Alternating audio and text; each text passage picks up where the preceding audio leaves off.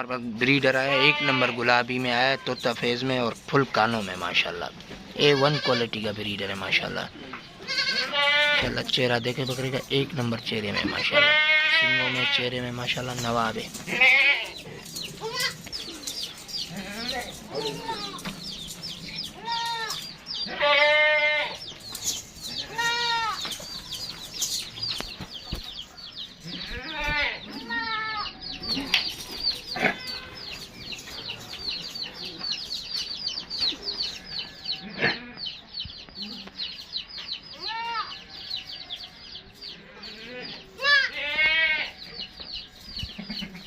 माशाल्लाह गुलाबी बकरी आई है, तोता फेज में, पूरी गुलाबी हेड टू टेल माशाल्लाह। बच्चे देने में तकरीबन 20 से 25 दिन निकालेगी। बड़े साइज़ की बड़ी बकरी है माशाल्लाह।